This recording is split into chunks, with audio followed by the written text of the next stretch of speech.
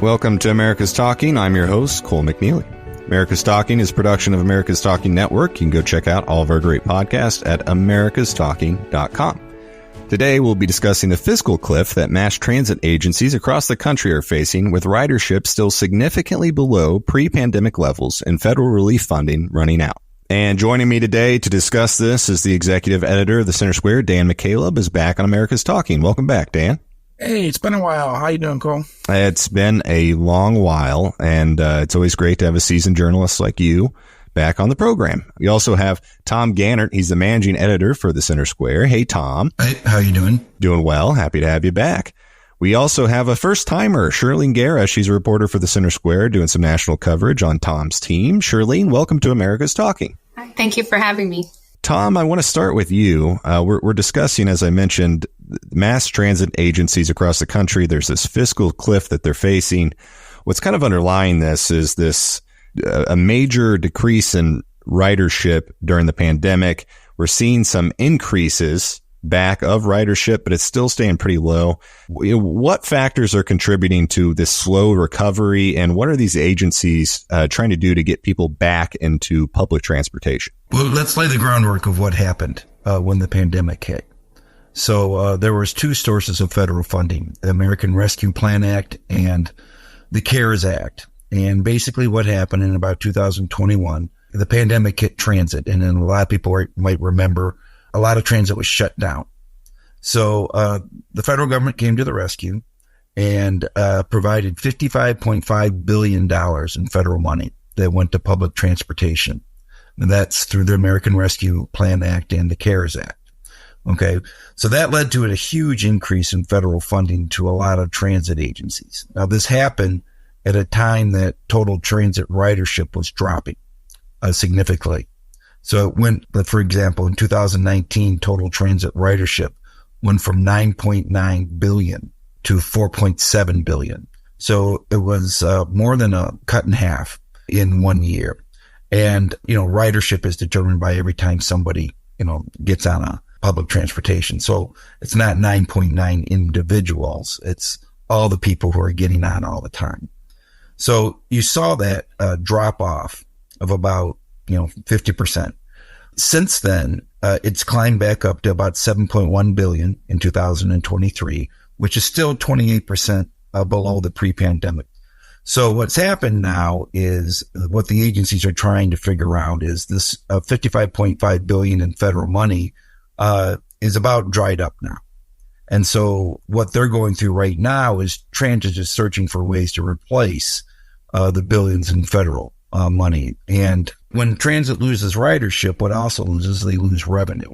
So I'll give you an example. In Philadelphia's transit, $462 million they brought in fares in 2019. Okay. Since then, 2019, the pre-pandemic level, 462 million. In the next 3 years, it went down to 353 million, then 152 million, and then 229 million in 2022. So there is a significant drop off in revenue. So what this federal money did is it replaced a lot of this money and it allowed transit to continue operations as normal. So what they lost in fare revenues, they replaced in federal revenue. And there were some big winners. Amtrak was one of them. Amtrak's spending, its total expenses was $4.3 billion in 2019. Well, last year, 2023, it was $5.4 billion. So their spending over the last 4 years has gone up $1.1 billion.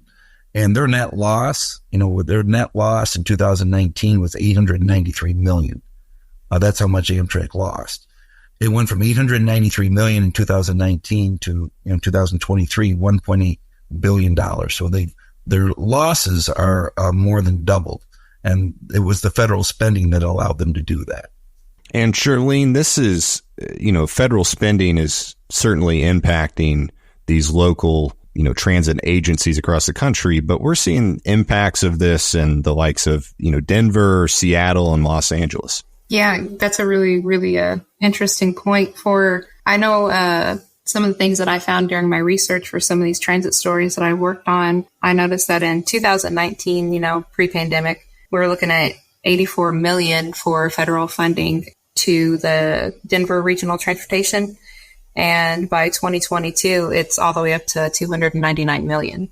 And in the middle of the peak pandemic, we see $316 million for federal money just for operating funds. So it's just another clear example of, just how heavily some of these transit agencies are having to rely on federal money. And Dan, in Chicago, where you're living, or, near Chicago, they're talking about kind of interesting ways they can, solve this fiscal issue. And one of the solutions is they're talking about consolidation.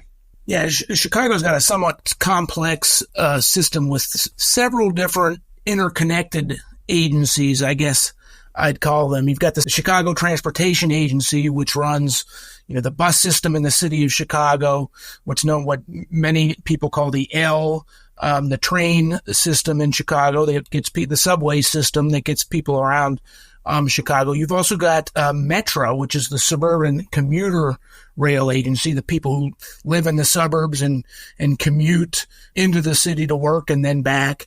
And Metro goes up into Milwaukee, goes down into Indiana and South Bend, which are, considered suburbs of Chicago, because people who live in those areas often work in Chicago.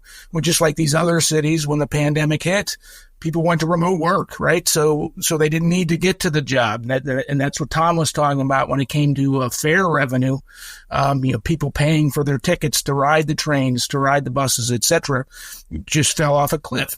As Tom mentioned, the federal government stepped in. A couple other agencies I didn't mention, the Regional Transportation Authority, which is sort of the oversight agency of the other ones, the CTA and Metra. And there's also PACE, which is a suburban public bus system. These agencies, based on current revenue models, are facing a $730 million budget deficit by 2026. So they, just like Denver, just like Philadelphia, they're having significant funding issues. One of the ideas that's been floated, but it hasn't gone anywhere yet, the Illinois legislature just finished its 2024 session earlier this week. One of the ideas that was floated out there was to consolidate all of these specific individual agencies into a single agency, but that would come at a significant upfront cost. Some estimates had put it at a one-time cost of consolidating these at $1.5 billion that taxpayers would have to pick up to consolidate those. The thought is, or at least the folks who are supporting this plan say, yes, it's going to come on at a huge cost to taxpayers up front, but it will result in savings down the road. Well, who's going to pick up that one-time cost of an additional $1.5 billion? And that's essentially what the discussion is. It didn't go anywhere. Illinois had some budgetary issues in other areas. Just didn't have the money, essentially, to get it done this session. So they've pushed it down the road, but that fiscal cliff is still looming there in 2026. And Tom, one of the things about this is you see this, it's almost a cycle, right? You get this federal funding in, they create new projects, new programs, expand what they're doing. All of a sudden, that federal funding goes away, and all these programs and what they're doing are no longer sustainable. And you have these local legislators trying to figure out how to solve this cliff, but are they still ultimately operating as if they're going to get this federal funding in one way or the other? Or are they just, making this patchwork somehow? Do you get what I'm getting at there, Tom? We're seeing this right now. So what's happening is the pandemic money ran out. So what happens? President Biden signs the Infrastructure Investment and Jobs Act. That's going to authorize $1.2 trillion for transportation and infrastructure. So from fiscal year 2022 through 2026, that bipartisan infrastructure law, that's what it's called, is going to provide $89.9 billion for public transit. That's a 40% increase over the current levels. So what you're going to see is the federal government come to the rescue again for at least the next 4 years to 2026 fiscal year. And you're also going to see these agencies get more state funding. We're seeing that in Pennsylvania and Massachusetts, where the state legislature is directing more money to go to transit. And you're also seeing across the country, transit agencies go to the taxpayers and say, we would like an increase in the transit millages. And we're seeing that sporadically across the country where transit agencies are also trying to increase the taxes through the local millages. And Dan, you want to hop in here? Yeah, and one of the overarching questions here is, particularly with the drop in fares and drop in ridership since the pandemic, is should people who don't use public transportation, how much should they be asked to pay for public transportation? If you live in a rural area of Illinois, should your state tax dollars, how much of your state tax dollars, how much of your federal tax dollars that you're paying out of your pocket be going to use something that you never use? And public transit has always been subsidized by taxpayers who don't use it. But the question now is, how much more should those non-users be subsidizing, public transit when they don't need it, when they don't use it? And we're seeing, because ridership is down, because remote work largely because remote work is up, even though we're 4 years removed from the pandemic, people got used to working remotely. Some companies saw that they could have their workers work remotely, maybe not 5 days a week. There's sort of a hybrid model at many companies now. People might work from home 3 days a week or 2 days a week and then go into the office 2 days a week or 3 days a week. But these same people used to go to the office 5 days a week. So that's one of the big challenges, is not necessarily a challenge, because we're seeing the federal government step up and increase federal dollars, and we're seeing some state governments doing the same thing. But the argument is, or the question is, how much is too much for non-users to be subsidizing these mass transit systems for the people who are using them? And you kind of mentioned there this, people not using mass transportation very much. Shirleen, we have seen, at least in recent years here, we talked about it ticking back up, particularly uses of, like bus ridership is up, things like that. I mean, what trends are they actually seeing in mass transit agencies that are giving them hope that this may return to pre-pandemic normalcy, or is that just a pipe dream? With anyone who I've spoken to about it, whenever I'm doing research for the stories that I'm working on, a lot of them say that, this is a post-pandemic, like we're not going to see where we were before the pandemic, but more of what are they going to make out of it after the pandemic, and what does ridership look like in this new just era of transit, essentially, is what they've discussed with me.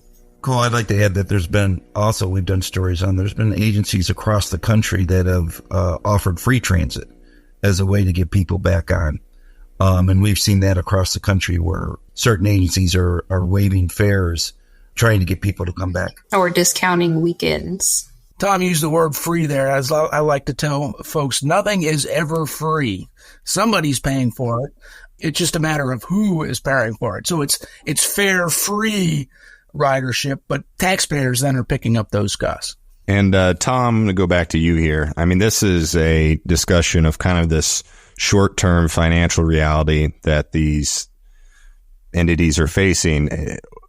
What's the long-term plan? Is there a long-term plan? Have they even started to look at a long-term plan, or are they just so focused on avoiding this fiscal cliff that they're just trying to shove that back as much as possible? I think when you talk long-term, it goes as far as they know the funding's coming in. So, when you talk about through the fiscal year 2026, they know they're going to have federal money coming in. The $9.9 billion is through fiscal year 2026. I think that's as far as forward planning as you go. There's certain agencies that know the money's going to be coming in, like Amtrak, which has got plans that go much deeper into the future in terms of how much they're expanding their service level. But most agencies that I've looked at, they're looking through the next 2 to 3 years. Dan, how do you see this kind of shift in public transportation over the years? This isn't new, this decrease of usage of public transportation. Taxi cabs are not so far in the rearview mirror that people don't remember them. We have the rise of ride sharing and things like that. Is this simply just a different, competitive environment for the transportation industry than it was 10 years ago? And are they just continuing to expect the same results from 10 years ago? Well, if they think that they should not be thinking that. But this is when government is involved, the long-term planning isn't all that efficient, right? I would not ever expect ridership to return to pre-pandemic levels. I think most as Tom kind of alluded to, let's just get through the next couple of years and we'll figure out the rest later. But they never come up with a long-term plan to figuring out what the ultimate solution is going to be. But let me state one thing. Listen, there is certainly public benefits to public transit, even if you don't use public transit. Fewer cars on the road, right? Fewer traffic congestion. As we talked about earlier, I'm in the Chicago suburbs. Traffic was already a nightmare in Chicago pre-pandemic when there were far more users of public transit. So there are public benefits to it, even if I don't necessarily, take the train to Chicago every day. I do go into Chicago from time to time, and, whoever's taking the train, that's that many fewer cars off the road. And that's also that much less carbon emissions from vehicles.